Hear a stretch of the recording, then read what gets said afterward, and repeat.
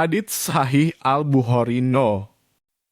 6. Kitab Permulaan Wahyu telah menceritakan kepada kami Abu Al-Yaman Al-Hakam bin Nafi, dia berkata, telah mengabarkan kepada kami Syuaib dari Az-Zuhri, telah mengabarkan kepadaku Ubaidullah bin Abdullah bin Utbah bin Mas'ud bahwa Abdullah bin Abbas telah mengabarkan kepadanya bahwa Abu Sufyan bin Harb telah mengabarkan kepadanya bahwa Heraklius menerima rombongan dagang Quraisy yang sedang mengadakan ekspedisi dagang ke negeri Syam pada saat berlakunya perjanjian antara Nabi Shallallahu Alaihi Wasallam dengan Abu Sufyan dan orang-orang kafir Quraisy.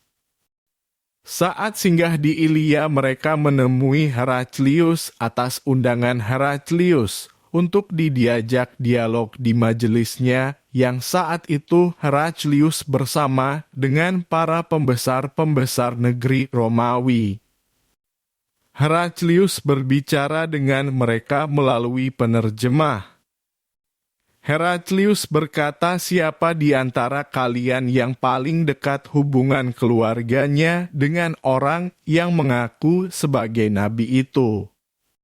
Abu Sufyan berkata, maka aku menjawab, akulah yang paling dekat hubungan kekeluargaannya dengan dia. Heraklius berkata, dekatkanlah dia denganku dan juga sahabat-sahabatnya.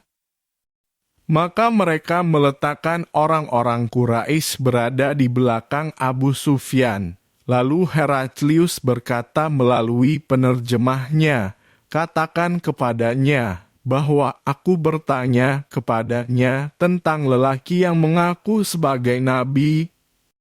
Jika ia berdusta kepadaku, maka kalian harus mendustakannya. Demi Allah, kalau bukan rasa malu akibat tudingan pendusta yang akan mereka lontarkan kepadaku, niscaya aku berdusta kepadanya. Abu Sufyan berkata, maka yang pertama ditanyakannya kepadaku tentangnya Nabi Shallallahu Alaihi Wasallam adalah bagaimana kedudukan nasabnya di tengah-tengah kalian. Aku jawab, dia adalah dari keturunan baik-baik, dalam kurung bangsawan. Tanyanya lagi, apakah ada orang lain yang pernah mengatakannya sebelum dia? Aku jawab, tidak ada. Tanyanya lagi, apakah bapaknya seorang raja? Jawabku, bukan. Apakah yang mengikuti dia orang-orang yang terpandang atau orang-orang yang rendah? Jawabku, bahkan yang mengikutinya adalah orang-orang yang rendah.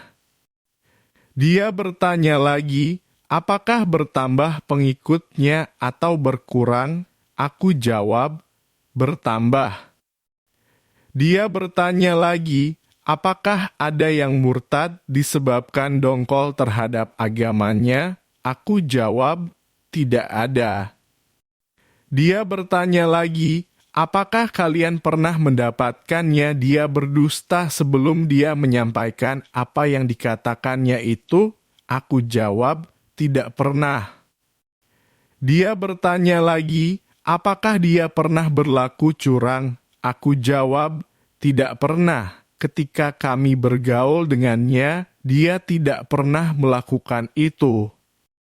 Berkata Abu Sufyan, aku tidak mungkin menyampaikan selain ucapan seperti ini. Dia bertanya lagi, apakah kalian memeranginya? Aku jawab, iya. Dia bertanya lagi, bagaimana kesudahan perang tersebut?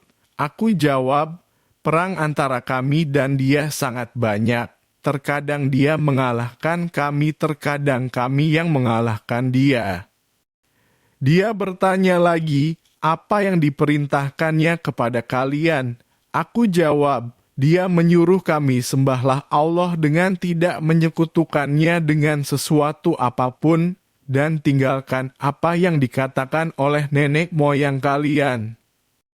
Dia juga memerintahkan kami untuk menegakkan salat, menunaikan zakat, berkata jujur, saling memaafkan dan menyambung silaturahim.